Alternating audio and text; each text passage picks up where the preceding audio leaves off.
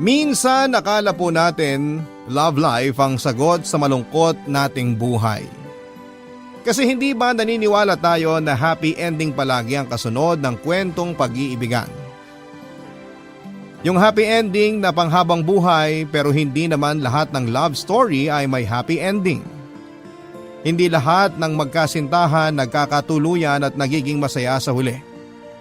At hindi rin lahat ng tao ay naghahangad ng pag-ibig para maging masaya sila.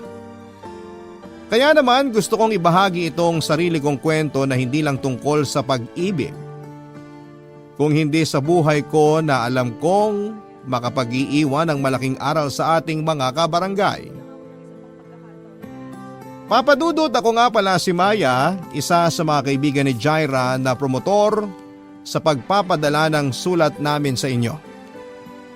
Sa kanya kasi nanggaling ang ideya na gumawa kami ng sulat para maibahagi sa inyong mga tagapakinig.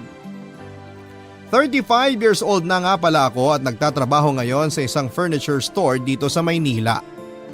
Matagal din akong nagtrabaho noon sa abroad pero palagi pa rin akong nakasubaybay sa inyong programang Barangay Love Stories na madalas ay pinapakinggan ko online. Laking probinsya nga pala ako, Papadudot, hindi rin magaan ang buhay na kinamulatan ko noon. Labandera si nanay at basorero naman ang tatay ko. Kaya mataas talaga ang pangarap ko dahil ayokong panghabang buhay akong mabuhay sa hirap. Mabuti na lamang at may isang pinsan si nanay na natuwa sa akin noong dumalaw ito sa bahay namin. Narinig kasi niya ang mga pangarap ko at kasama na nga doon ay ang makatungtong at makapagtapos ng kolehiyo. Kaya naman nang makagraduate ako ng high school, ang tita ko na rin na yon ang tumulong sa akin para makapagpatuloy ako ng pag-aaral ng kolehiyo sa Maynila. Tumira ako sa bahay ng anak niya na malapit lang sa isang university na pinapasukan ko noon, Papadudot.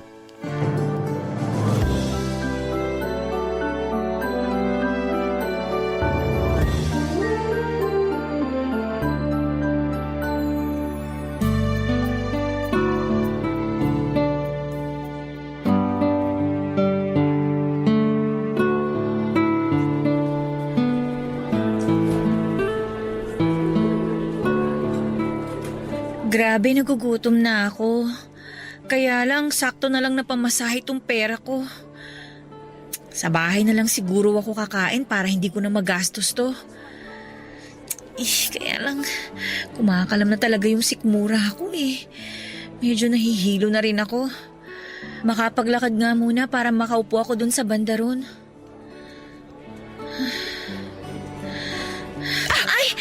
Ano ba yan? Pasensya na ha.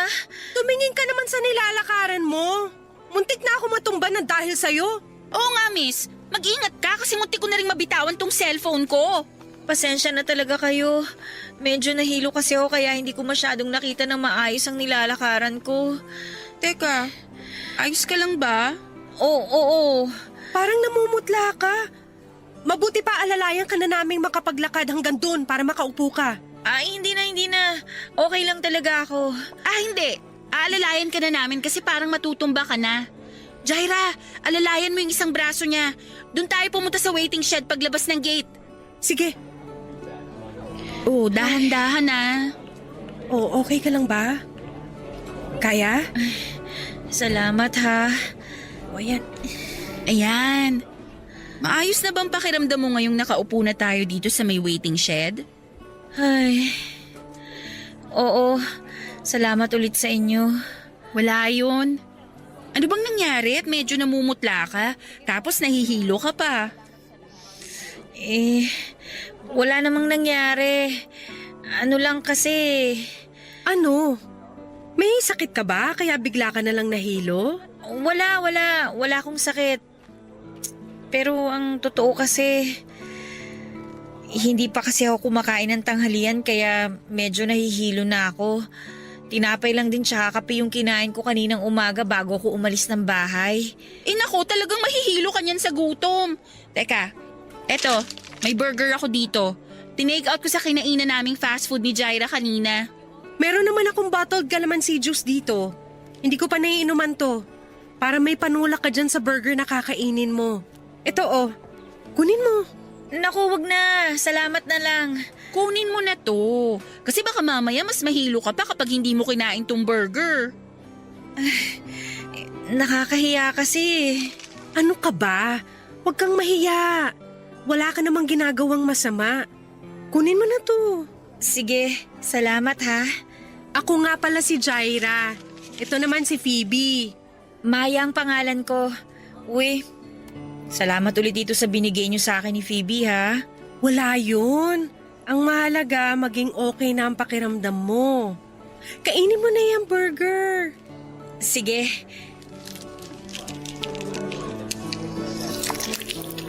Malapit lang ba dito yung bahay nyo? Medyo malapit lang pero sasakay pa ako ng isang jeep. Kaya hindi rin ako nakapagtanghalian kasi sakto lang itong pamasahe ko dito eh. Ay, ganun ba? Sabay na tayo maglakad mamaya kasi papunta rin kami ni Jaira malapit sa may sakayan ng jeep. Baka kasi mahilo ka ulit. Oo nga, mas okay na yung may kasama ka naglalakad. Malapit lang din naman yung bahay namin ni Phoebe dito. Pero tricycle naman ang sasakyan namin. Ang totoo, taga-probinsya talaga ako. Magdadalawang linggo pa lang ako dito sa Manila kasi pinag-aaral ako ng tita ko dito sa university. Talaga? Sakto pala kasi mula ngayon, kami na ang bahala ni Phoebe sa'yo. Isasama ka namin sa magagandang pasyalan dito sa Manila. Di ba, Phoebe? Tama si Jaira. May enjoy mo ang Manila kapag kami ang kasama mo, Maya. Uy, salamat talaga sa inyong dalawa ha.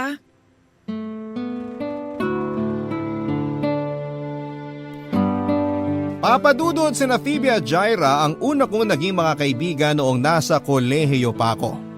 Masasabi ko na maswerte ako na nakilala ko sila kasi nang dahil sa kanila, madali akong nakapag-adjust sa buhay dito sa Maynila. Karamihan naman kasi sa mga probinsyana na kagaya ko ay mahiyain talaga sa umpisa kasi pakiramdam namin ay hindi kami belong sa isang lugar na kagaya ng Maynila. Pero nang dahil sa mga kaibigan ko na sina Phoebe at Jaira ay naramdaman ko na pantay-pantay lang ang mga tao anuman ang estado nila sa buhay. Kahit kasi may kaya sa buhay ang dalawang kaibigan ko ay palagi nilang pinaparamdam sa akin na hindi ako iba sa kanila. Sinasama nila ako sa mga lakad nila at ang pinakapaborito kong ang ginagawa namin ay yung pagwi-window shopping at pagtambay sa mall. Sila ang naging dahilan kung bakit naging masaya ang buhay college ko hanggang sa makatapos na kami sa kolehiyo.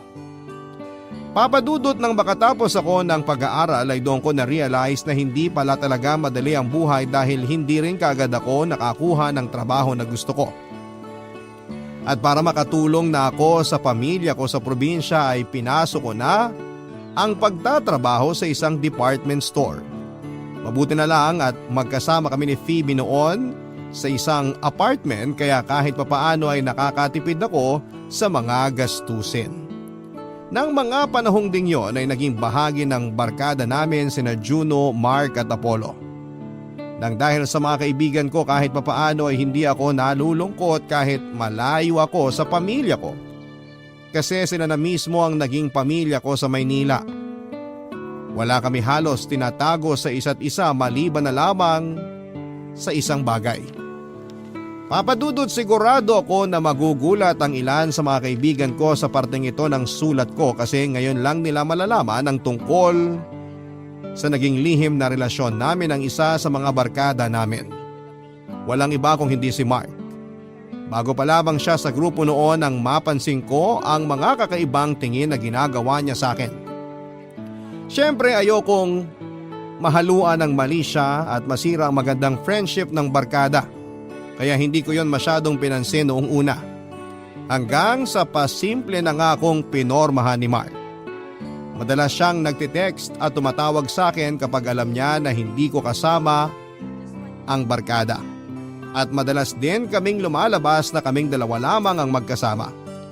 Hanggang sa nauwi na nga sa lihim na relasyon ang lahat sa amin ni Mark, papadudot.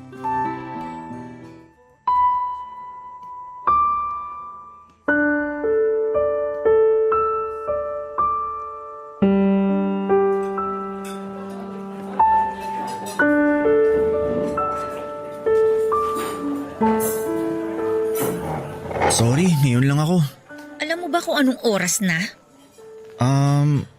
Almost 8 p.m. na.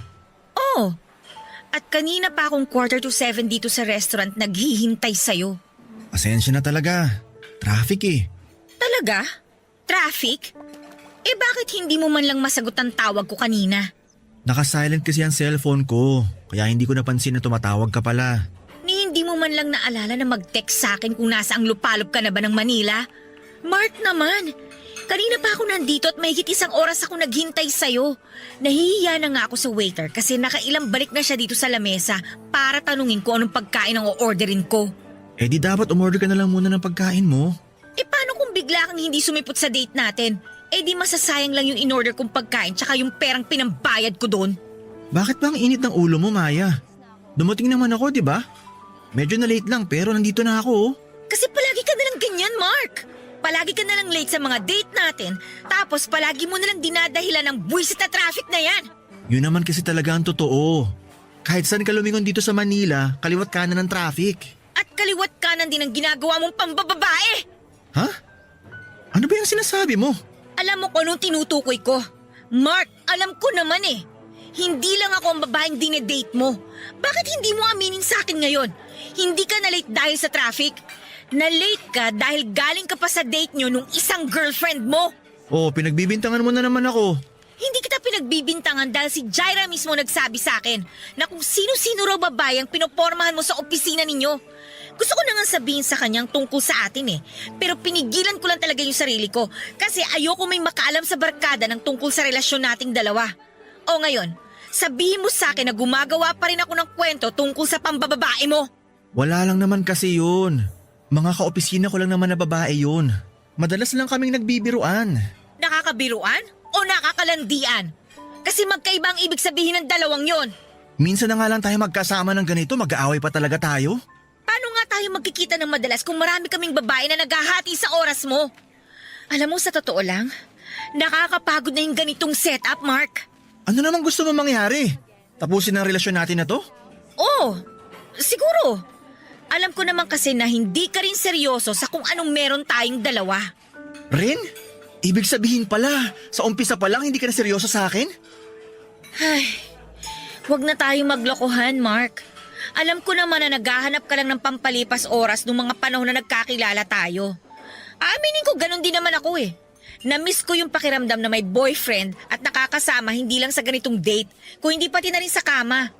Pero habang tumatagal, lumalabo lang kung anumang meron sa ating dalawa. Kaya ang mabuti pa, tapusin na natin to para hindi na tayo nagsasayang ng oras.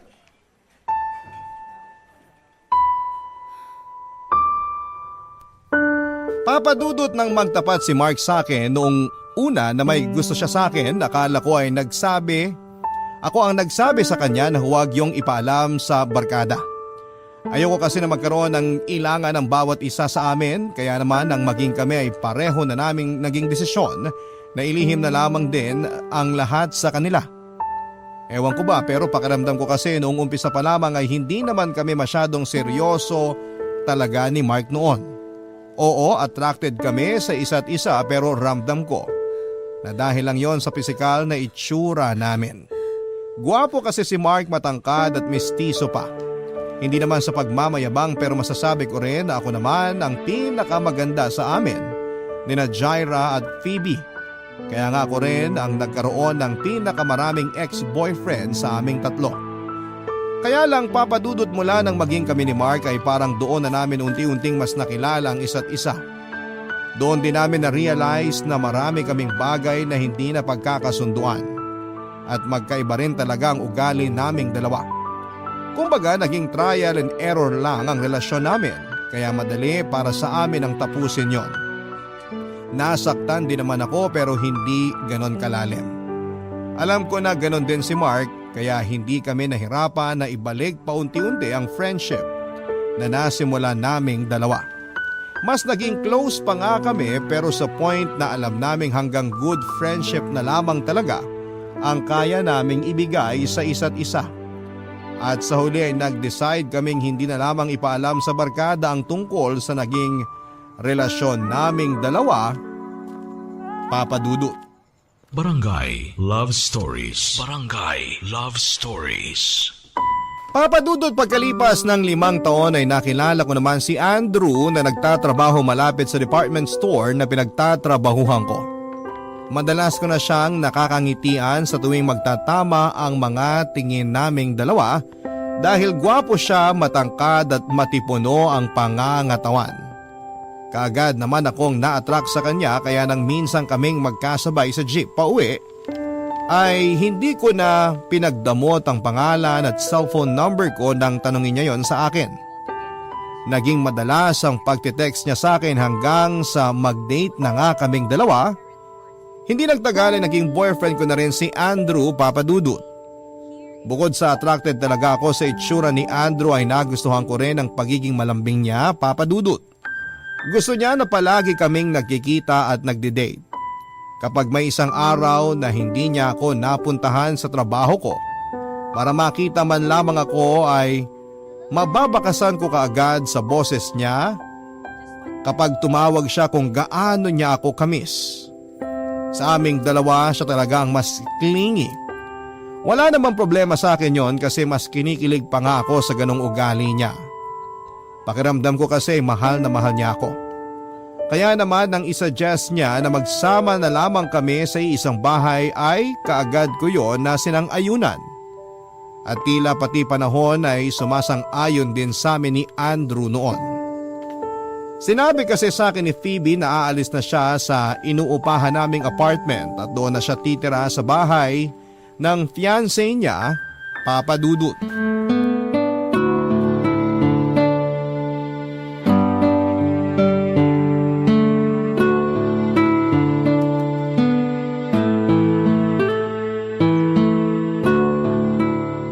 Sandali, may nakalimutan pa ba akong ilagay dito sa maleta ko? Mukhang okay naman na ang mga gamit ko dito. Phoebe, baka makalimutan mo tong mga pang skincare mo ha. Nakita ko nakaayos na sa lalagyan pero nandun lang sa ibabaw ng lamesa. Naku, ayan na nga. Kaya pala parang may kulang dito sa maleta ko pero hindi ko maisip kung ano. Ang dami pa naman ito kaya hindi mo talaga pwedeng maiwan. Sinabi mo pa. Inayos ko na to pero naiwan ko pa rin pala dun sa mesa. Salamat ah. Wala yun. Kapag may nakita pa akong gamit mo na naiwan dito sa apartment, i-message na lang kita. Grabe, maninibago talaga ako na hindi na kita kasama dito. Sorry kung medyo napaaga yung alis ko. Ang kulit kasi ng boyfriend ko. Gusto niya doon na ako magstay sa place niya. Okay lang, naintindihan ko naman siya kasi yun din naman ang gusto ni Andrew eh. Gusto niya magsama na kami sa isang bahay. Pero alam mo, ang saya ko talaga para sa'yo kasi malapit ka ng ikasal. Kinakabahan na nga ako eh. Oh, bakit ka naman kinakabahan? Dapat nga ma-excite ka kasi mangyayari na sa'yo yung isa sa mga pinapangarap nating mga babae. Ang makasal sa lalaking mahal natin. Nax, ang lalim ng sinabi mo na yun ah. Yun naman kasi talaga ang totoo. Sino ba namang babae ang hindi may-excite at magiging masaya kapag malapit na siyang ikasal sa lalaking mahal niya? Diba? Sa bagay, tama ka. Karamihan talaga sa mga babae, yun ang pangarap. Hindi ko lang maiwasan ang kabahan kasi syempre, ibang usapan na yung pagpapakasal. Kumbaga dito sa Pilipinas, halos panghabang buhay na kasunduan na yun ng dalawang tao na magkarelasyon. Hindi ka naman magpapakasal sa boyfriend mo kung hindi ka pa sigurado na siya yung gusto mong makasama habang buhay eh. Oo. Kaya nga tinanggap ko yung wedding proposal niya sa akin kasi mahal ko talaga siya. At wala na akong nakikitang ibang lalaki na gusto kong makasama habang buhay. Pero ayun nga, hindi ko lang maiwasan na kabahan kasi natatakot ako na magaya kami sa parents ko. Oo nga pala, galing ka nga pala sa broken family. Ay, oo. Imagine 10 years na magkarelasyon ang parents ko bago sila magpakasal ah. At kung kailan may mga anak na sila, saka pa naghiwalay. Bakit nga sila naghiwalay nun? Nagkaroon kasi ng ibang babae si Daddy. Pinatawad siya ni Mommy pero inulit niya ng inulit ang pambababae niya. Mabuti nga natauhan na si Mommy kasi kahit ako, ayoko nang nakikita siyang umiiyak dahil lang sa ginagawang kalokohan ni Daddy. At yun sana ang ayokong mangyari sa amin ng fiancé ko. Ayokong mauwi lang sa hiwalayan ng pagsasama naming dalawa. Hindi mangyayari yan, Phoebe. Iba ang daddy mo sa fiancé mo. Kaya sigurado ako na magiging mas maayos ang pagsasama niyong dalawa. Sana nga, Maya. Ikaw ba? Kailan niyo balak magpakasal ni Andrew? Nako, matagal pa yun. Bakit naman? Kasi hindi ka pa niya inaalok ng kasal? Kahit alokin niya ako ng kasal, baka tanggihan ko lang din yun. Wala pa kasi talaga sa plano ko yun eh. Alam mo naman na malaki pa yung responsibilidad ko sa pamilya ko. Tsaka, kailangan ko silang unahin kaysa sa pansariling kaligayahan ko. Okay lang ba kay Andrew na hindi muna kayo magpakasal? Feeling ko naman okay lang sa kanya. Kasi hindi naman namin napag-uusapan yung tungkol sa kasal eh. At saka bago ko siya sinagot noon, sinabi ko sa kanya na marami akong responsibilidad sa buhay. Hindi ko siya pwedeng gawin na number 1 priority ko. Ayos lang naman daw sa kanya yon. Basta ang mahalaga, mahal namin ang isa't isa. Papadudot nang umalis na nga si Phoebe sa apartment ay si Andrew na ang nakasama ko doon. Mas nakilala ko siya ng lubusan mula nang magsama kami sa iisang bubong. Mas naging malambing at maalaga siya sa akin kaya mas lalo ko rin siyang minahal. Masasabi ko na swerte talaga ako na siyang naging boyfriend ko kasi wala na akong ibang hahanapin pa sa kanya. Nasa kanya na ang mga katangian na gusto ko sa lalaking mapapangasawa ko.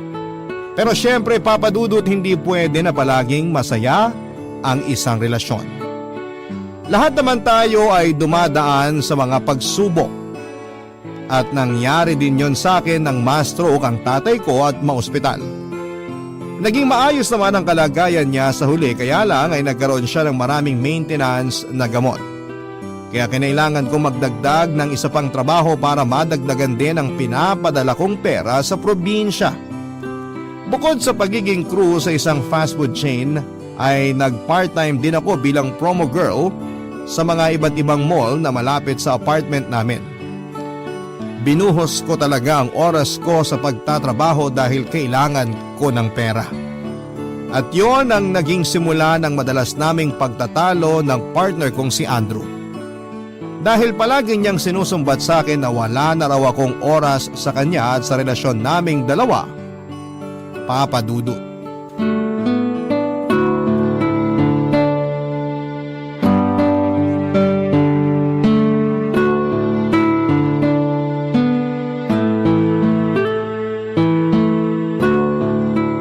Ano sa tingin nyo? Ano sa mga sinukat ko na wedding gown kanina yung pinakabagay sa akin? Sa tingin ko, yung pangalawang sinukat mo, Phoebe. Talaga? Hindi ba masyadong luma yung style nun? O masyadong conservative kasi mahaba yung manggas? Hindi naman, no. Ang ganda nga kasi fitted talaga sa katawan mo. Lumalabas lalo yung kaseksihan mo. Naku, kaibigan talaga kita kasi alam mo kung paano ako bulahin. Oy, hindi pambobola yon. Nagsasabi ako ng totoo. Ikaw naman talaga ang pinaka-sexy sa ating tatlo. Kahit hindi mo kami ilibre ng milk tea ni Maya. Di ba, girl? Uy, Maya. Okay ka lang? Ha? Oo naman. Talaga? Parang hindi eh. Bakit naman ako hindi magiging okay? Wala lang. Para kasing kanina ka patahimik.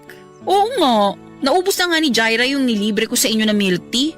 Pero yung sayo, halos hindi mo pa nakakalahati. Saka, kanina pa ako nagtatanong kung ano sa mga wedding gown na sinukat ko kanina, yung tingin nyo na pinakabagay sa akin. Hindi ka man lang nagko-comment. Naku, sorry. Ano lang, may iniisip lang ako. Tungkol ba yan sa trabaho? Sana sinabi mo na hindi ka pwede ngayon para ni-reschedule ko na lang yung pagsusukat ng gown ko. Naka-off ako ngayon sa 2 trabaho ko, kaya okay lang na sumama ako ngayon dito sa lakad natin. Ano ba kasi yung iniisip mo? At parang hindi namin maramdaman na kasama ka namin ngayon. Wala yon, hindi naman masyadong importante. Hindi importante? O ayaw mo lang i-share sa amin ni Jaira na tungkol na naman yan kay Andrew? Ang totoo, napapadalas kasi ang pag-aaway namin ni Andrew nitong nakaraang mga linggo eh. Ano naman pinagtatalunan nyo? Yung kagaya pa rin ng dati. Naiinis siya kasi wala na akong oras para sa kanya. Kaya siya palagi raw ako nasa trabaho. Kung nasa bahay man ako, palagi akong tulog. Naiinis siya kasi hindi na raw kami nagkakasabay na kumain sa lamesa. Kahit magkape man lang daw, hindi niya ako nakakasama. Alam naman niya na dala-dalawa ang trabaho mo ngayon, di ba?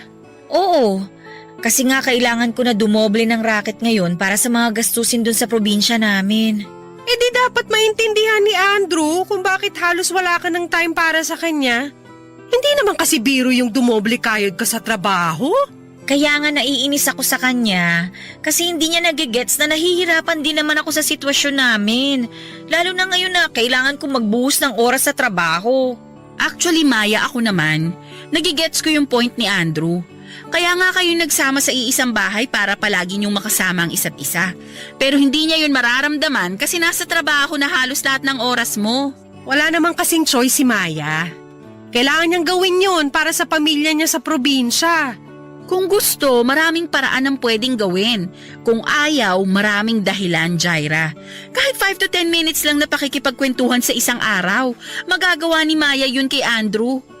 Iba rin kasi yung feeling na nararamdaman mong kasama mo pa rin yung partner mo. Yung nag-e-effort ka na bigyan siya ng oras kahit saglit lang. Kaya gets ko yung tampo na pinapakita ni Andrew kay Maya.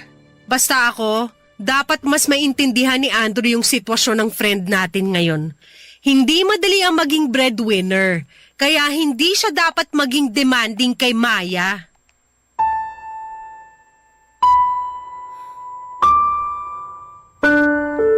Papadudot, naiintindihan ko naman si Andrew sa tuwing sasabihin niya sa akin na hindi na niya maramdaman na magkasama kami sa iisang bahay.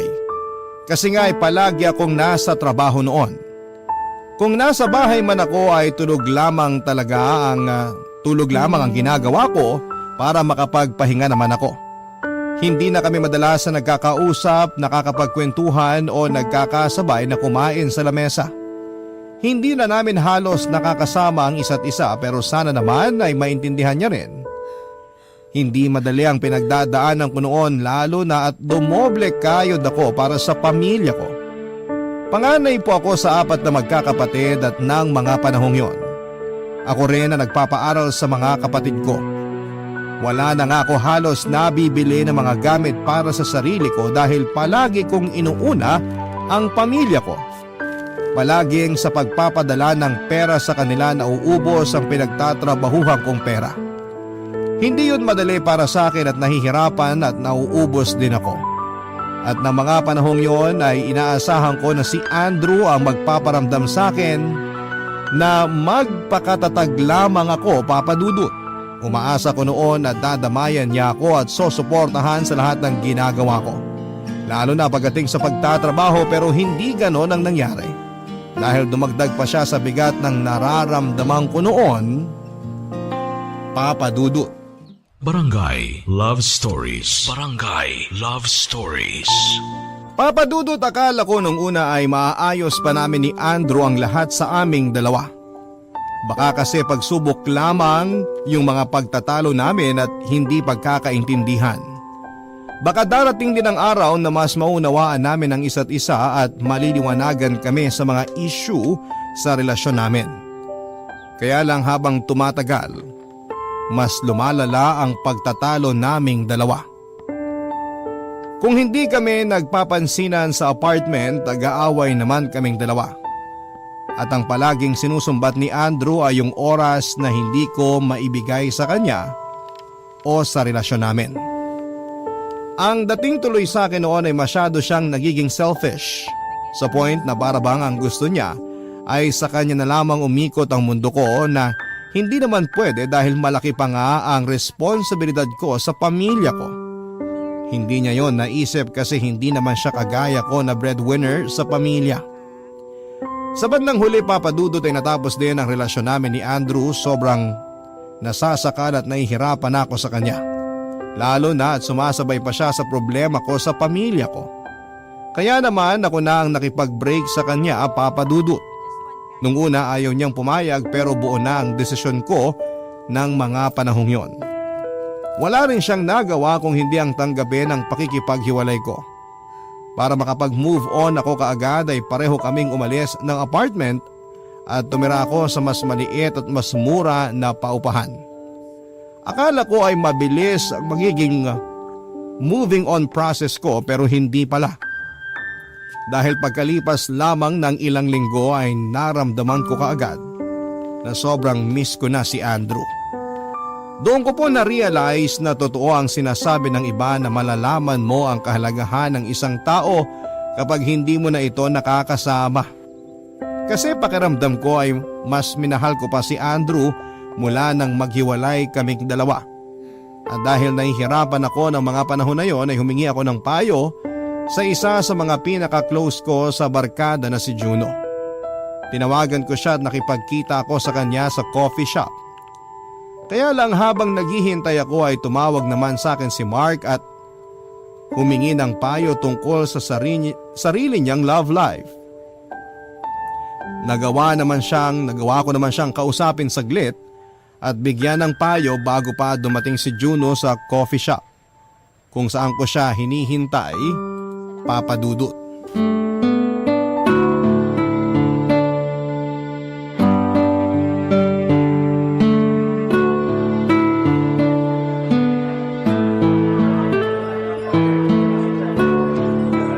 Hi Maya, kanina ka pa? Hindi naman.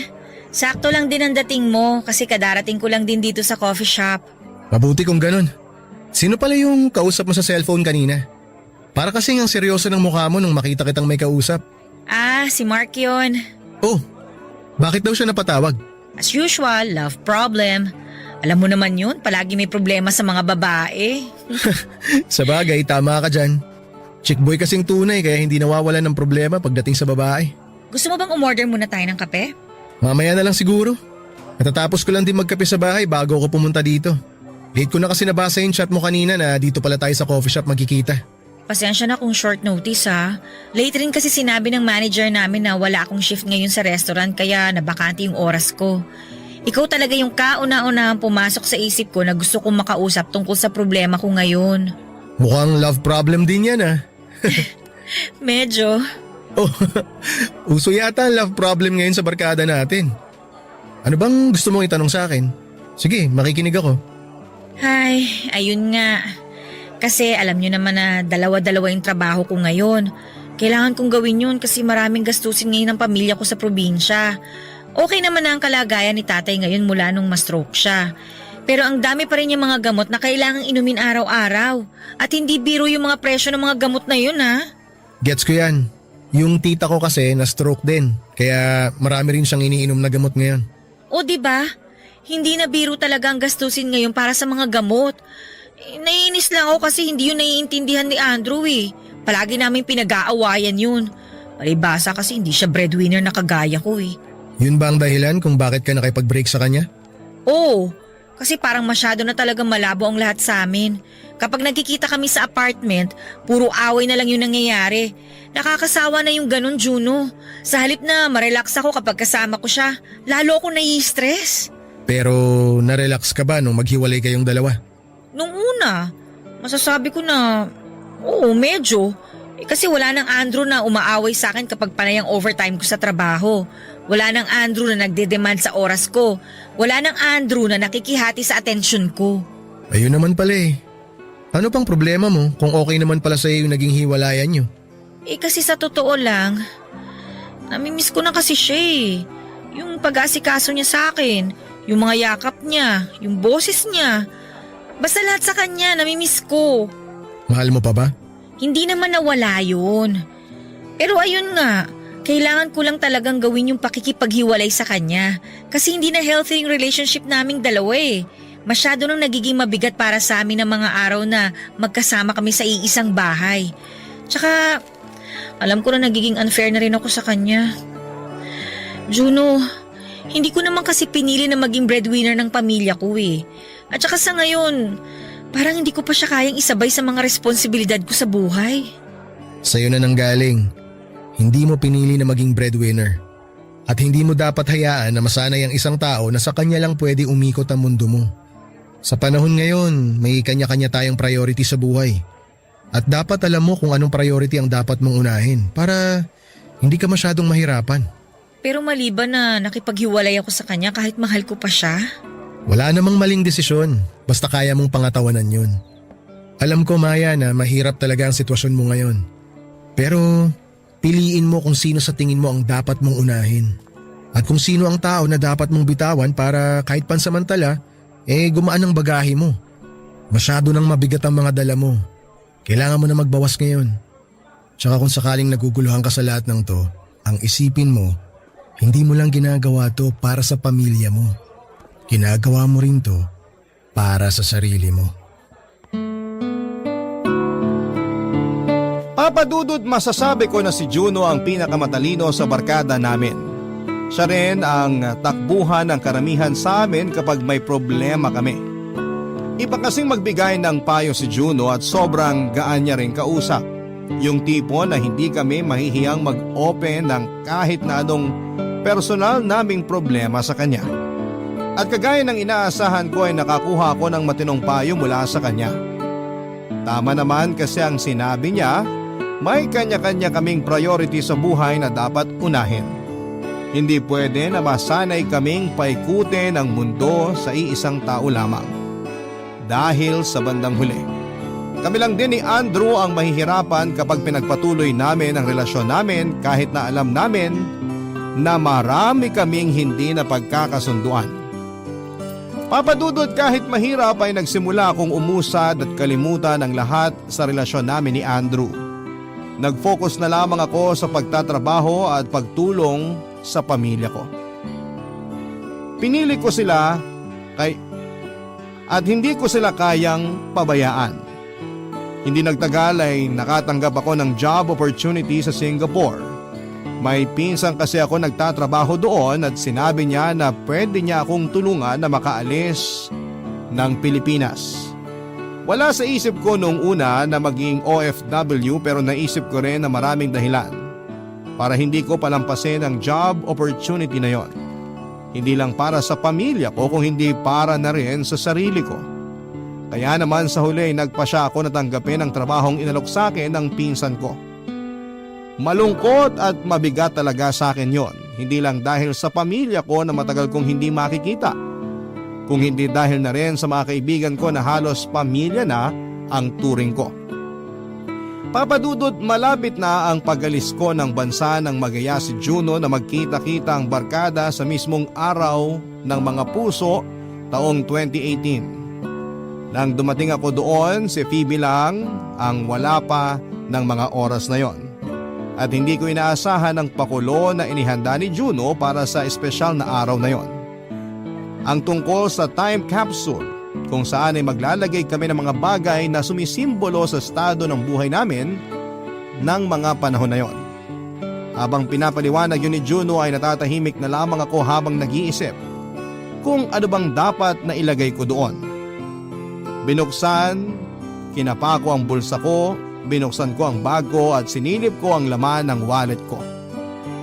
Doon ko nakita ang bagay na gusto kong ilagay sa time capsule na babalikan namin ng mga kaibigan ko pagkalipas ng ilang taon, Papadudut.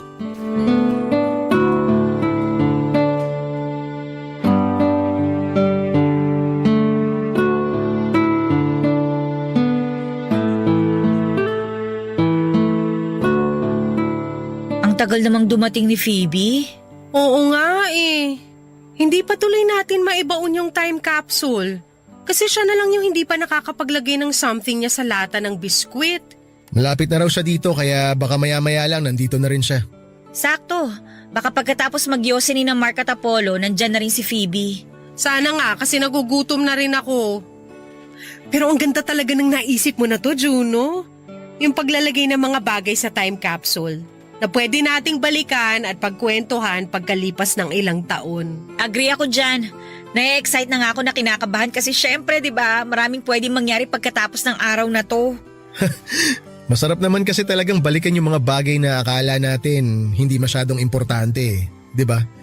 O kaya yung mga bagay na iniisip natin na hindi natin kayang bitawan pero kaya naman pala. Kasi parte ng buhay ang pagbitaw para makausad tayo. Kahit kailan talaga ang lalim mo magsalita, Juno. Sinabi mo pa. Pero maiba ako Kasi curious talaga ako, Maya. Bakit pala 20 pesos yung nilagay mo dun sa time capsule kanina? Actually, wala naman talagang malalim na dahilan yun. Pero bakit yun ang nilagay mo? Bakit din yun ang gusto mong balikan pagkatapos ng ilang taon? Ang totoo, nang maghanap ako ng bagay na pwede kong ilagay doon, nakita ko na yun na lang din palang laman ng wallet ko. Buti nga may dalang kotse si Apollo at makakasabay ako sa kanya pa uwi mamaya Kung yung 20 pesos na yun na lang ang laman ng wallet mo, bakit nilagay mo pa yun sa time capsule? Wala lang. Kasi gusto kong balikan ng araw na to kung kailan parang sabay-sabay na bumagsak sa akin yung mga pagsubok. Yung pagka-stroke ni tatay, yung pagkagipit namin sa pera, tsaka yung paghihiwalay namin ni Andrew. Gusto kong alalahanin yung moment na kahit gaano kahirap yung buhay ko, na kaya ko namang lampasan ang lahat. Nakasurvive pa rin ako at hindi ako sumuko. Tsaka kahit mahirap, mas pinili kong lumayo hindi lang para sa pamilya ko, kundi para sa sarili ko. Teka, anong sinasabi mo na mas pinili mong lumayo? Ang totoo, malapit na akong pumunta ng Singapore kasi okay na yung mga papeles ko. OMG! Ibig sabihin tutuloy ka pala talaga mag-abroad? Oo, pero hindi ko ginagawa to para makapag-move on kagad ako kay Andrew. Gagawin ko to kasi gusto ko nang matupad yung pangarap ko. Yung mabigyan ng magandang buhay ang pamilya ko sa probinsya. Grabe, nakakalungkot naman. Matagal-tagal pala talaga tayong hindi magkikita. Medyo. Kasi ilang taon din ang magiging kontrata ko doon. Pero pwede naman tayo mag-video call kapag may oras tayo. Iba pa rin yung totoong magkakasama tayong barkada. Jaira, hayaan mo na si Maya sa gusto niyang gawin. Nakakalungkot, oo, pero dapat na maging masaya pa rin tayo para sa kanya. Kasi eto na yun yung pangarap na gusto niya para sa sarili niya. Kaya Maya, congrats Mahirap talaga maging OFW, oo.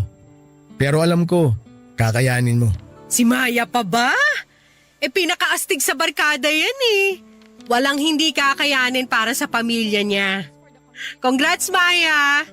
Masaya ako para sa'yo.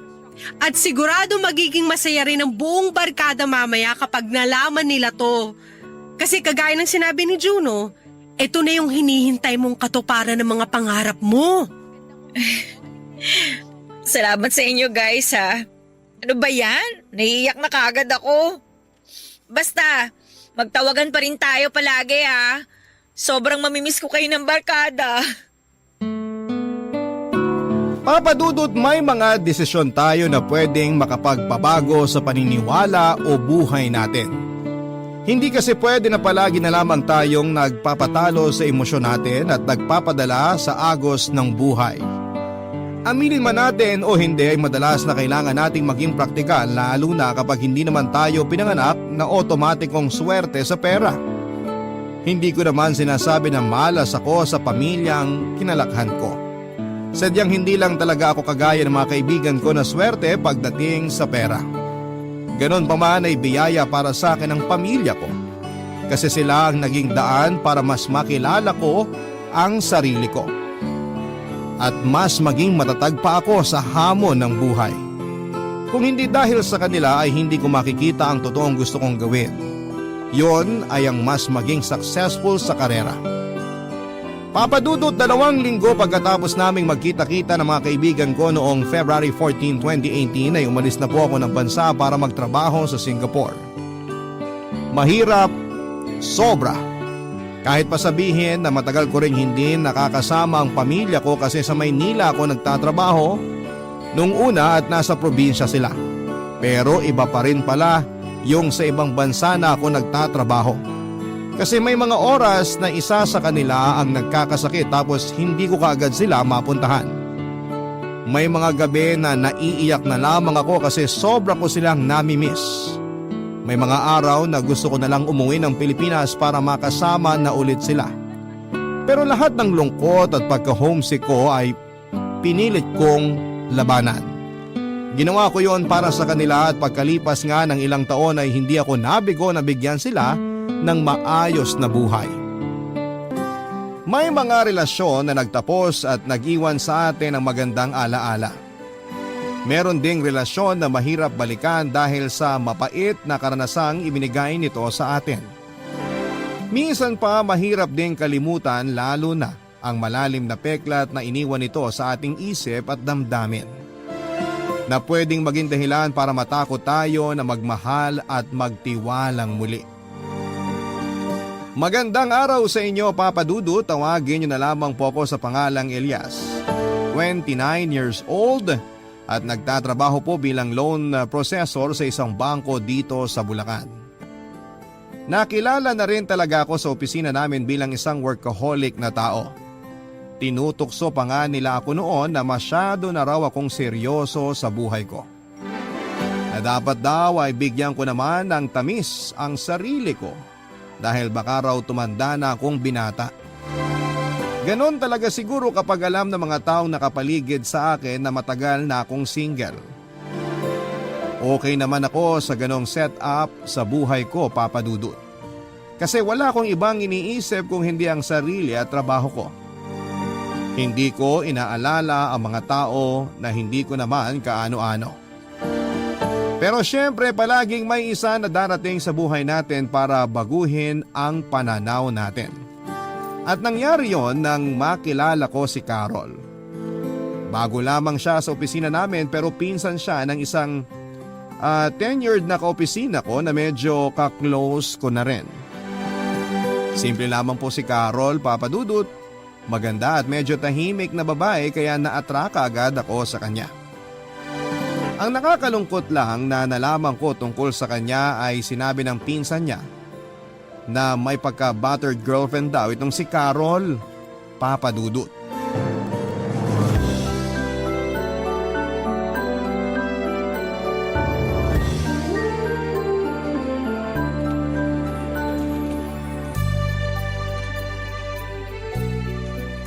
Hindi naman sa pinag-iisipan kita ng masama. Tinatanong ko lang naman kung sino yung kasama mo kagabi. Ang sabi mo kasi nasa bahay ka lang pero nakita ka raw ng pinsan ko sa bar na may kasamang ibang babae. Kanino ka ba maniniwala? Sa akin o doon sa pinsan mo, chismosa? Yan ang hirap sa'yo eh. Napakatamang hinala mo. Honey, huwag ka namang magalit sa akin. Wala naman talaga akong ibang ibig sabihin. Hindi kita inaaway. Bahala ka sa buhay mo. Magsama kayo ng pinsan mo. Gusto ko lang malaman kung sino yung... Hello? Hello, honey? Gary? Hello? Ay, pinabaan na ako. Hi Carol, Oy, ikaw pala yan, Elias. okay lang ba kung makishare ako ng table sa'yo? Sige, ayos lang. Wala naman ako ibang kasama. Kinuha nga pala kita ng kape. Nakita ko kasi na nauna ka mag-coffee break sa akin kanina pero parang hindi ka pa nagme-merienda. Hindi ko nilagyan ng gatas yan kasi baka hindi ka mahilig sa matamis. Salamat. Sakto rin to kasi hindi rin talaga ako mahilig sa matamis. Ah! Aray! Mainit pala to. Napaso tuloy yung dila ko. Naku, pasensya ka na. Bagong kuha ko lang yan sa vending machine. Sorry, hindi ko agad nasabi sa'yo. Ayos lang. Kasalanan ko rin naman kasi basta ko na lang ininom to. Late ka na rin pala nakapag-coffee break, no? Medyo nga eh. Ang dami kasing pinahabol ng pinsan mo na report sa akin kanina kaya ngayon lang ako natapos. Alam kasi niya na workaholic ka kaya sa'yo niya tinambak ang mga trabaho.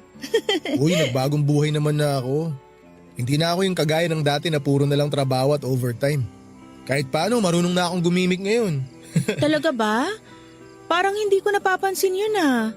Mula kasi nang magtrabaho ko dito, parang never kitang narinig na sumama sa gimmick ng mga kaopisina natin.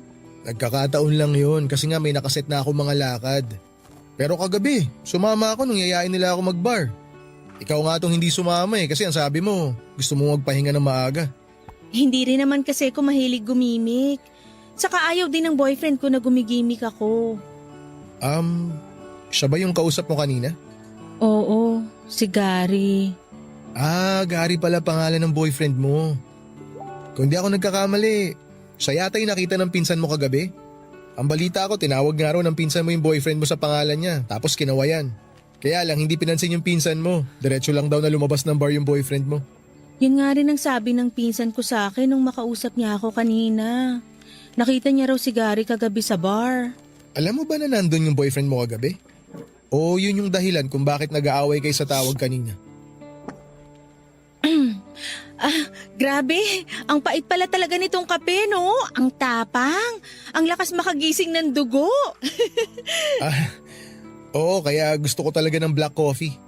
Para tanggal ka agad ang antok bago bumalik sa trabaho.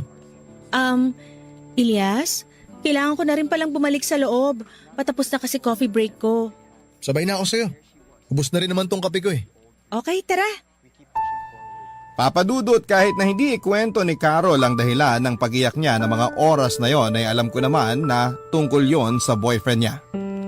Pero dahil ayokong bumigad pa ang nararamdaman niya noon ay hinayaan ko na lamang na hindi namin pag-usapan ang tungkol doon sa boyfriend niyang si Gary. Sa totoo lang ay naaawa ako noon kay Carol dahil hindi niya deserve ang masaktan ng dahil sa isang lalaki. Oo, hindi ko naman kilala ang boyfriend niya pero sa ilang buwan na magkatrabaho kami ni Carol ay nakilala ko na kaagad siya bilang mabait na tao. Wala siyang napapabayaan na trabaho at palagi rin siyang nakangiting bumabate sa amin kapag nasa opisina na siya. At kapag may nagbe-birthday sa amin, may binibigay din siya na munting regalo. Ganon ka-sweet na tao si Carol, Papadudu. Judgmental. Pero marami na rin kasing nakwento sa akin ang pinsan ni Carol tungkol kay Gary. Mga hindi magagandang bagay kaya mas lalo akong naiinis dito. Lalo na nga nang malamang ko na nagkaayos pa rin pala silang dalawa.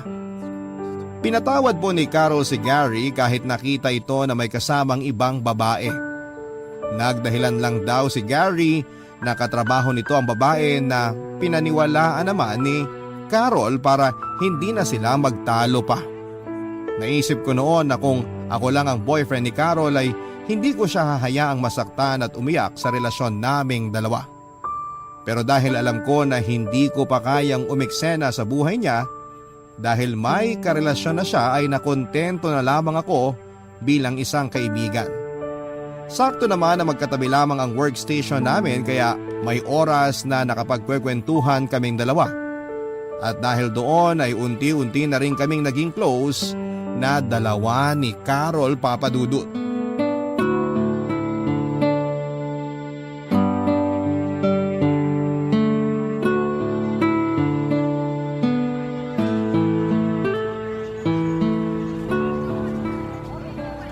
Ay, mabuti na lang talaga umabot ako sa unang misa dito sa simbahan. Maaga ako makakapag-grocery nito. Teka, si Carol ba yung kalalabas lang din ng simbahan? Oo, si Carol nga. Carol! Carol, sandali! Uy, Elias! Ang bilis mo maglakad. Akala ko hindi na kita aabutan eh. Sorry, ganito talaga ako maglakad. Naiinis nga mga pinsan ko sa akin kapag magkakasama kami eh. Kasi palagi silang hinihingal sa bilis kong maglakad. Hindi mo naman sinabi sa akin na may lahi ka palang kabayo. Uy, grabe ka naman sa akin. Biro lang. Uwi ka na ba? Oo, papunta na ako dun sa may sakay ng tricycle malapit sa covered court. Sabay na ako sa'yo. Kasi malapit lang dun yung sakay ng jeep papunta sa mall. Okay, sige. Dito ka rin pala nagsisimba pag Sunday? Oo, dito rin. Pero tuwing gabi talaga ako nagsisimba. May lakad kami ng boyfriend ko mamaya kaya nag-decide na ako na ngayon na lang umattend ng misa. Ah, kaya pala ngayon lang kita na-tsempuan dito. Unang misa kasi talaga sa umaga yung inaatinan ko tapos pupunta ako sa mall para mag-grocery. Ikaw ang nag-grocery para sa bahay nyo? Oo, ako. Kasi yung dalawang ate ko may pasok pag weekend. Kaya ako na nagkukusa na gumawa nun kaysa naman maubusan kami ng stock sa bahay. Minsan nga ako na rin yung naglalaba at naglilinis eh. Ang sipag mo naman pala, Elias. Hindi naman masyado. Ayoko lang kasi na medyo makalat sa bahay kaya nagkukusa na ako. Carol! Honey, anong ginagawa mo dito? Ano ba sa tingin mo? Eh di sinusundo ka. Akala ko sa bahay na tayo magkikita. Maaga natapos yung lakad ko kanina. Bakit ba parang gulat na gulat ka? Hindi naman sa ganon. Akala ko lang hindi mo ako masusundo ngayon. Ay, oo nga pala. Si Elias, katrabaho ko. Elias, si Gary, boyfriend ko. Kumusta pare? Ayos lang. Sige, kailangan na naming umalis ng girlfriend ko. Halika na, Carol. Elias, una na kami ha. Ingat ka. Okay, sige.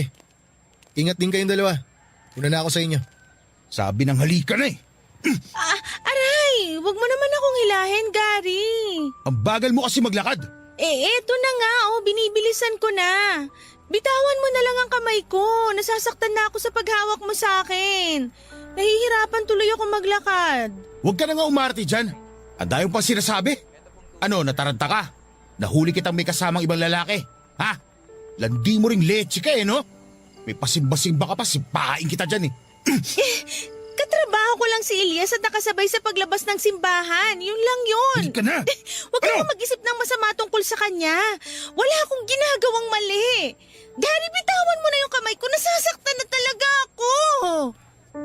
Papadudot ng una kong marinig sa pinsan ni Carol ang tungkol sa boyfriend niyang si Gary na siloso at mapanakit daw, ay hindi ko naman yon kaagad pinaniwalaan. Hindi naman kasi ako basta naniniwala sa chismis. Pero nang makita ko kung paano tratuhin ni Gary si Carol ay doon ko na-realize na totoo pala talaga ang mga naririnig ko tungkol sa kanya at sa relasyon nilang dalawa, Papadudot. Nakita ko ang mahigpit na pagkahawak ni Gary sa kamay at balikat ni Carol. Pati na rin ang halos paghila nito sa kanya. Kaya naman ang paghanggang nararamdaman ko para kay Carol. Unti-unti nang nahulaan ng matinding awa. Malaki kasi ang respeto ko sa mga babae lalo na at may dalawa akong kapatid na babae. Kaya alam ko na hindi sila dapat na binabastos at sinasaktan sa kahit na ano pang dahilan, Papadudot. Gusto ko tuloy noong hilahin si Carol mula kay Gary. Pero ano ba namang karapatan ko para gawin yon? Sino ba naman ako sa buhay ni Carol para kunin siya mula sa lalaking karelasyon niya ng mga oras na yon, Papadudot? Barangay Love Stories. Barangay Love Stories. Papadudot, pagkatapos kong makilala si Gary ay naramdaman ko naman na biglang umiwas sa akin si Carol sa opisina namin. Hindi na kasi siya kagaya nung una na palaging umingiti sa akin kapag palapit na siya sa station niya, nakadikit lamang ng station ko. Tahimik lamang siya na uupo doon at hindi na mag-good morning sa akin. Hindi niya na rin po ako tinatanong kung anong oras ang lunch break ko. At tinitingnan niya lamang ako o kakausapin kapag tungkol sa trabaho ang sasabihin niya. Nakakapanibago kasi parang biglang nawala na yung malambing at masayahin na Carol na nakilala ko. Pero dahil may ideya na ako kung bakit siya nagkaganon, na hinayaan ko na lamang siya ng pag-iwas niya sa akin, Papadudot. Ayoko kasi na maging dahilan pa ako ng pagtatalo nila ng boyfriend niya. Kaya kahit naninibago ako ay hinayaan ko na lamang ang pag-iwas niya sa akin. Hanggang isang araw ay nakita ko siyang umiiyak sa may pantry. Hindi ko natiis na hindi siya lapitan. Inabutan ko siya ng panyo at nang medyo kumalma na siya ay kumuha ko ng kape na para sa kanya, Papadudot.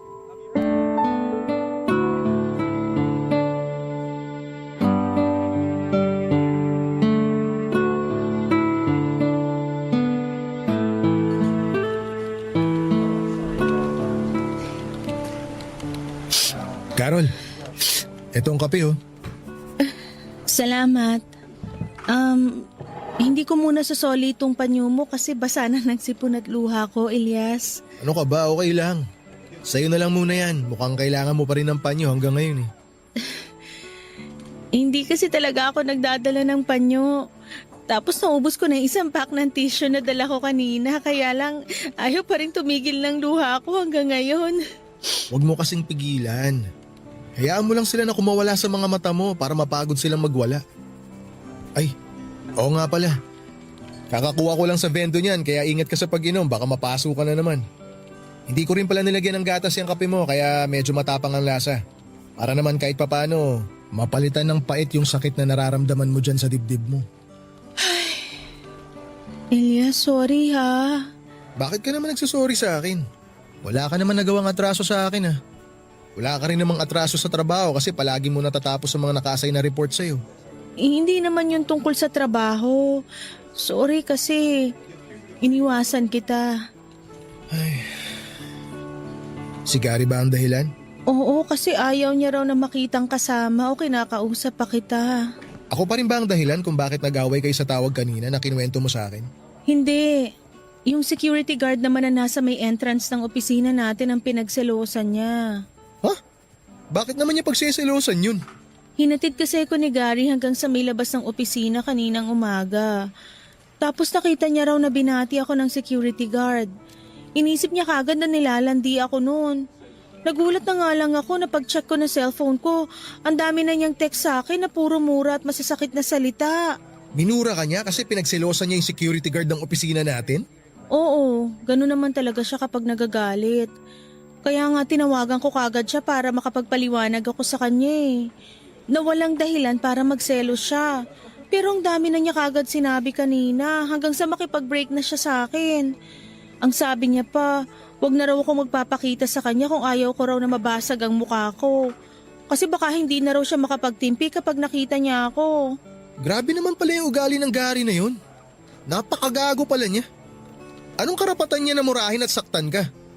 Sabihin mo nga sa akin ng totoo, Carol. Dati pa ba niya ginagawa sa iyan? Dati ka pa ba niyang sinasaktan ng ganyan?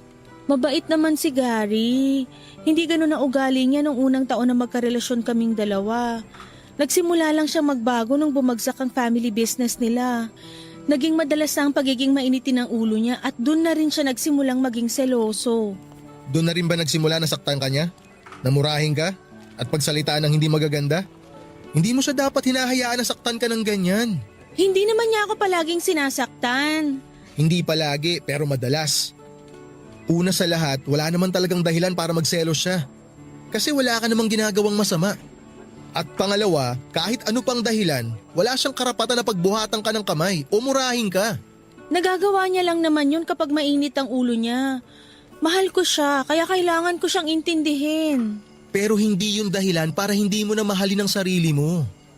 Alam mo, Carol, kung hindi ka kayang irespeto ni Gary bilang girlfriend niya, irespeto ka naman niya sana bilang babae.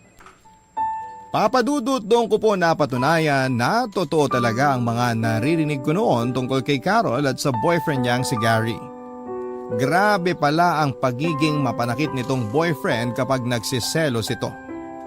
Ayaw na ayaw raw kasi ni Gary na nakikitang may ibang lalaking nakakasama o nakakausap si Carol. Kapag nangyari daw yon at nakita ni Gary ay nakakatanggap siya ng masasakit na salita at ang mas malala pa ay nasasaktan siya nito ng pisikal. Hindi ko natuloy napigilan ang sarili ko na mamura si Gary habang pinag-uusapan namin siya ni Carol. Para sa akin kasi, kahit na ano pa man ang dahilan ng pag-aaway, wala kaming karapatan na mga lalaki na saktan ng pisikal o emosyonal ang karelasyon namin. Lahat naman ay nadadaan sa mabuting pag-uusap, kaya bakit kailangan na murahin pa siya o kaya ay sampalin ni Gary sa tuwing nagagalit o nagsiselos lamang ito. Marami pa akong gustong sabihin kay Carol na masasamang salita na para kay Gary pero pinigilan ko na lamang ang sarili ko. Alam ko kasi na nung mga oras na yon, kailangan ni Carol ng makakausap at makakakwentuhan. Kaya naman ginawa ko ang lahat para maramdaman niya na handa akong makinig sa mga kwento niya, Papa Dudut.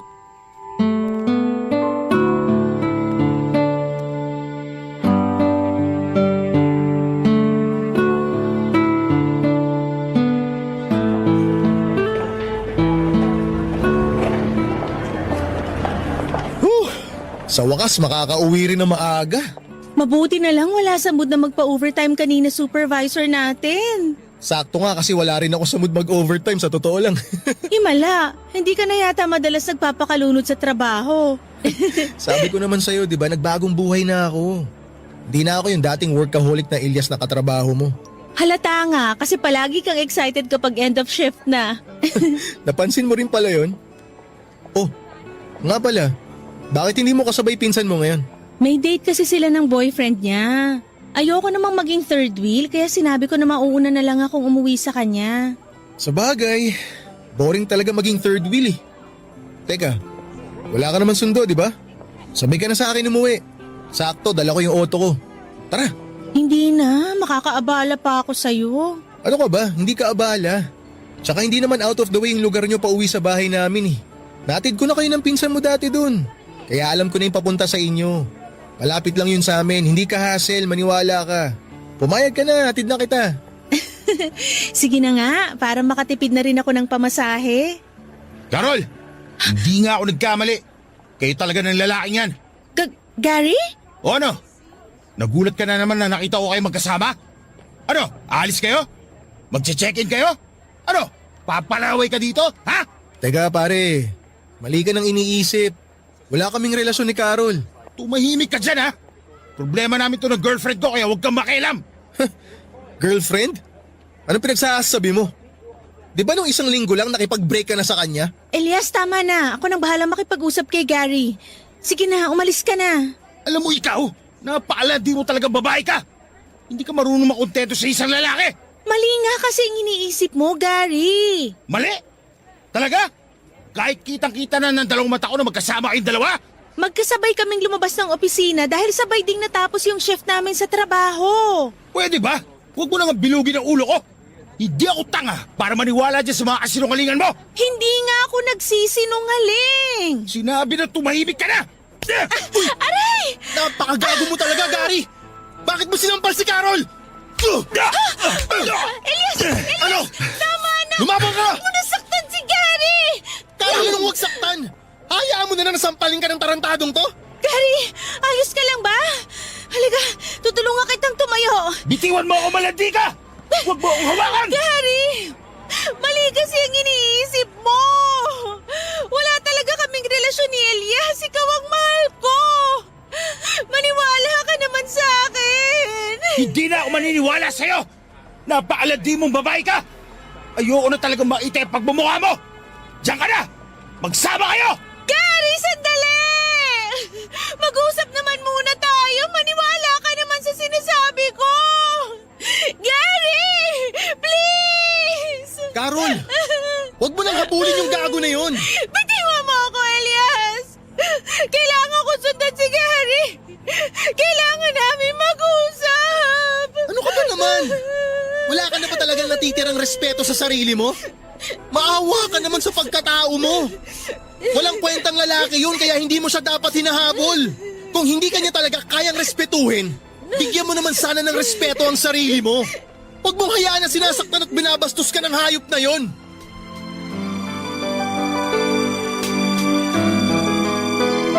Papadudot ilang beses pang sinubukan ni Carol na habulin si Gary pero hindi ko na siya hinayaan pa na gawin yon. Sapat na yung nakita ko kung paano siya tratuhin at saktan ni Gary kaya naman pinigilan ko talaga siya na sumunod pa kay Gary. Sinabi ko na hindi niya dapat hinahayaan si Gary na saktan siya at hindi respetuhin. Umiyak siya noon habang ilang ulit na sinasabing mahal niya si Gary. Pero mas diniin ko na dapat niyang mas mahalin ang sarili niya. Sa huli, papadudot ay nakumbinsi ko rin po siya na hayaan nang umalis si Gary noon. Ako na rin ang naghatid sa kanya sa bahay sakay ng kotse ko. Tahimik lamang siyang umiiyak sa buong biyahe namin. Nagpasalamat naman siya nang makarating na kami sa tapat ng bahay nila. At bago siya buwaba ng kotse ay sinabi ko sa kanya na sana ay huwag niyang hayaan na masaktan siya ng ibang tao. Hindi niya deserve ang paulit-ulit na masaktan. At walang babae ang deserve na masaktan ng pisikal at emosyonal ng isang lalaki, papadudot. Barangay Love Stories. Barangay Love Stories. Hindi ko naman siya kaagad pinormahan dahil ayokong isipin niya na sinasamantala ko ang pagkakataon na broken-hearted pa rin siya. Basta na kontento na lamang ako sa paglalim ng friendship naming dalawa.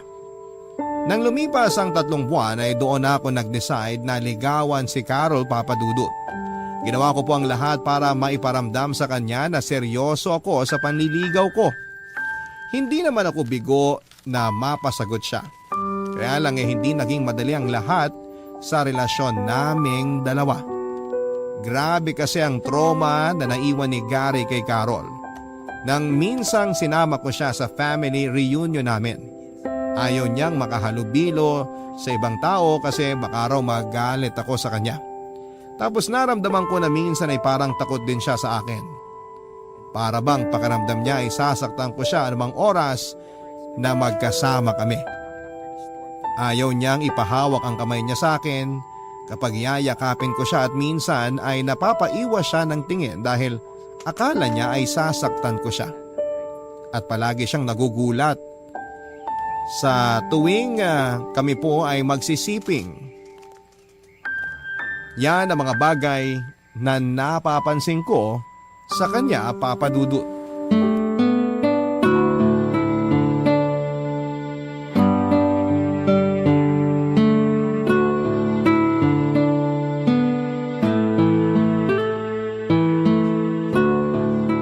Hello, babe. Nakauwi ka na?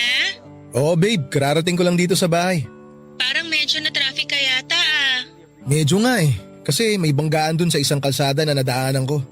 Doon talaga ako medyo nagtagal kanina. Sabi ko naman sa'yo, dapat hindi mo na ako hinatid pa uwi dito sa bahay namin. Nahirapan ka pa tuloy makauwi.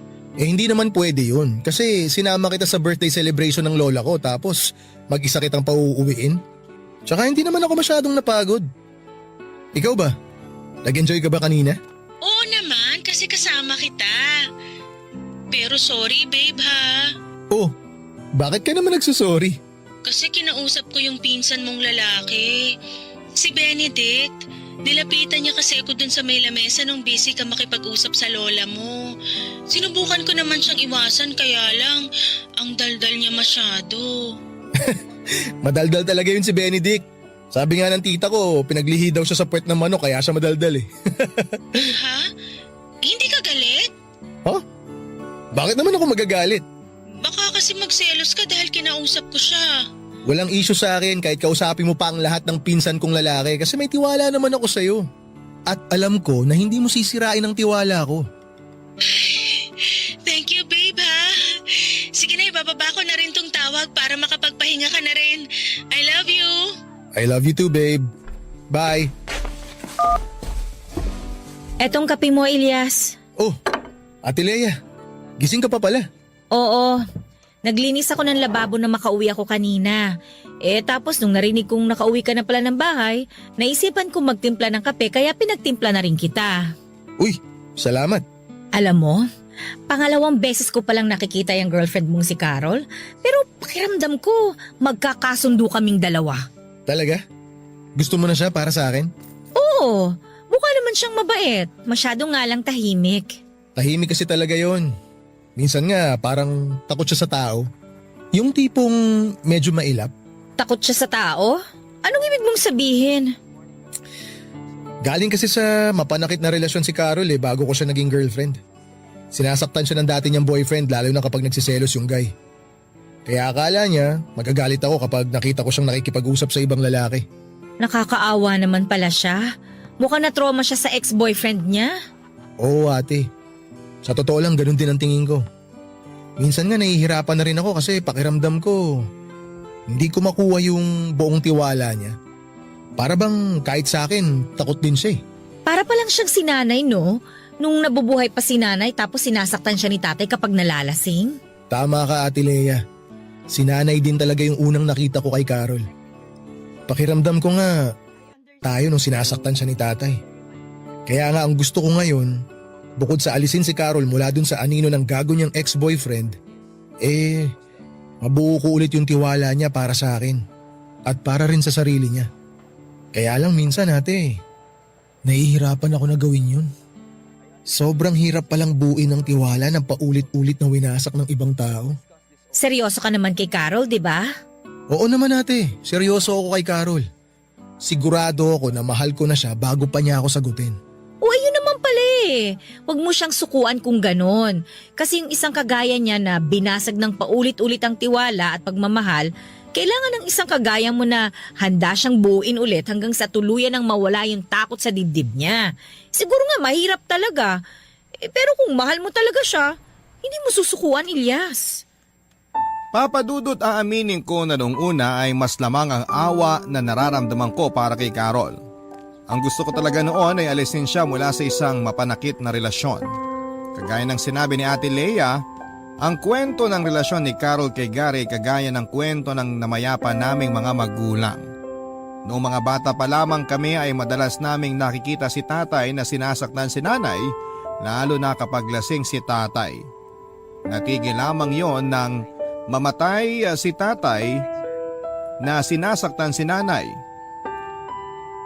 nang dahil po sa sakit sa puso. Pero hanggang sa araw ng libing niya ay nakita ko kung gaano siya kamahal ni nanay dahil sa lakas ng pag-iyak nito.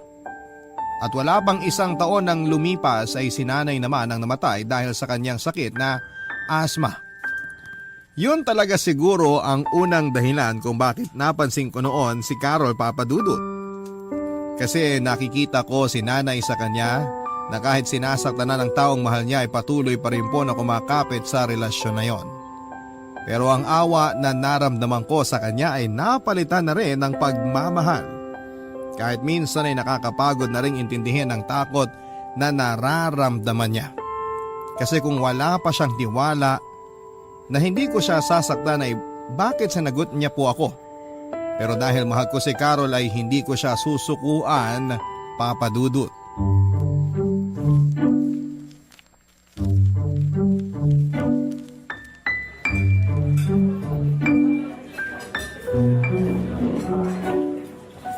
Grabe babe, ang dami kong nakain na chicken wings. Ako rin naman eh. Tingnan mo nga tong plato ko. Punong-puno na mga buto. Hindi naman papatalo tong plato ko. Puno na rin ng mga buto. Oh. Pero babe, ang sarap pala dito sa kainan na to, no? Nag-enjoy ka ba, babe? Oo, sobrang nabusog talaga ako. Tsaka sulit yung 199 natin kasi only chicken wings na, may only rice tsaka bottomless iced tea pa. Mabuti naman at nagustuhan mo dito. Alam mo, matagal na talaga kitang gustong yayain na kumain dito eh. Hindi lang ako makakuha ng tiyempo. Bakit ngayon mo lang ako dinala dito? Iniisip ko kasi na hindi mo trip yung mga ganitong kainan kaya hindi kita niyayaya. Alam mo naman kung gaano ako kalakas kumain, di ba? Oo, alam ko talaga kung gaano ka kalakas kumain. Pero hindi halata sa katawan mo, babe. Kasi sobrang sexy mo. Kita mo to, binola pa ako. Pero ayun nga, hindi naman ako mapili sa pagkain, babe. Kahit nga sa gutuhan o mamihan, pwede tayong dun mag-dinner kung gusto mo. Kasi masarap din naman yung mga pagkain dun, tapos mura pa.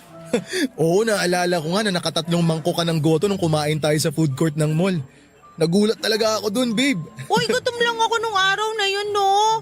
Sinabi ko naman sa'yo na ang dami kong nilakad, kaya triple din talaga yung naging gutom ko. Grabe, nakakahiya naman. Kasi hanggang ngayon hindi mo pa rin makalimutan yon. Hindi ko makakalimutan yon kasi dun ko nakita kung gaano ka talaga kalakas kumain. Oh, Babe, yung kamay ko. bakit? Ayaw mo ba na hinahawakan ko yung kamay mo? Hindi naman, kaya lang kasi. Kaya lang ano? Wala. Hanggang ngayon ba? Pakiramdam mo sasaktan kita? Lagi mo pa rin bang iniisip na hihigpitan ko ang hawak ko sa'yo hanggang masaktan ka? Carol, tapatin mo nga ako. Takot ka pa rin ba sa akin? Hindi naman sa ganun. Pero bakit parang pakiramdam ko hindi ko pa rin makuha tiwala mo? Alam mo naman ang kwento ng naging relasyon namin ni Gary, di ba? Oo, alam na alam ko ang kwento nyo. Pero hindi ako si Gary. Ako si Ilyas. Boyfriend mo na ako. Kahit minsan, Carol, hindi kita sinigawan. Hindi kita minura, hindi kita sinaktan. At kahit kailan, hindi ko gagawin yung mga yun. Oh, bakit ka umiiyak? Hindi kita inaaway at mas lalong hindi ako galit sa'yo. Alam ko naman yun. Nagigilty lang ako kasi pakiramdam ko nagiging unfair ako sa'yo, Ilyas. Sorry ha. Sorry kung ganito ako. Pinipilit ko namang magbago pero ewan ko ba. Palagi na lang nandun yung takot ko na parang anytime bigla ka na lang magbabago. Bigla na lang mawawala yung mabait at malambing na Elias na boyfriend ko. Natatakot ako na bigla ka na lang maging kagaya ni Gary.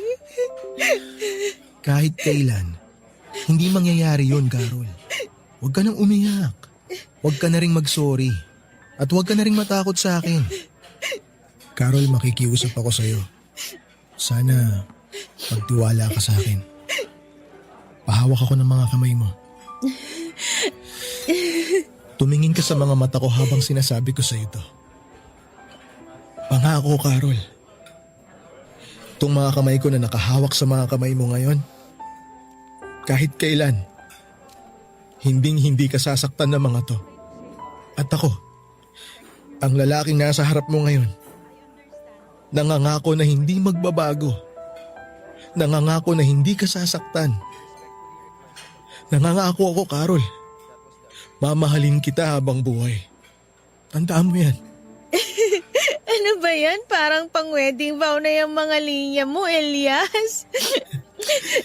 Ikaw kasi, dinaan mo ako sa paiyak-iyak yan tuloy. Naiyak na rin ako. Babe, thank you ha. Thank you kasi dumating ka sa buhay ko. Promise, hindi ako bibitaw mula dito sa mga kamay mo at gagawin ko lahat para tuluyan ang mawala ang takot dito sa puso ko. Papa Dudut, hindi ko naman talaga masisisi si Carol kung magkaroon man siya ng ganong kalaking takot pagdating sa relasyon. Ilang taon niya ring tiniis ang lahat ng sakit para lamang hindi mawala sa kanya ang taong mahal niya. Tapos ay bigla akong darating sa buhay niya at magbibigay ng pagmamahal ko. Kahit gaano pa ako kaseryoso sa kanya, naisip pa rin niya na anumang oras ay pwede ko siyang saktan kapag nagalit ako sa kanya. Dahil yon ang nakasanayan niya kay Gary. Pero dahil mahal ko siya, hindi ako sumuko na iparamdam sa kanya ng paulit-ulit na hindi ako kagaya ng ex-boyfriend niya. Hindi ko siya mumurahin, sasampalin o sasaktan sa kahit na anong paraan. Hindi ko rin naman binigla si Carol, Papa Dudut. Ayokong pilitin na makuha kaagad ang tiwala niya. Inunti-unti ko na magawa niya yung maibigay sa kanya ang lahat ng respeto at pagmamahal. Hanggang sa maramdaman ko na nagtatagumpay ako sa gusto kong mangyari. Nagsimula sa nagagawa ko ng hawakan ng kamay niya ng matagal kahit papaano, nayayakap ko na siya ng matagal at nagagawa ko na siyang halikan kahit sa pisngi lang. Pero mas masarap sa pakiramdam kapag siyang gumagawa noon sa akin kasunod ang mga salita kung gaano niya ako kamahal.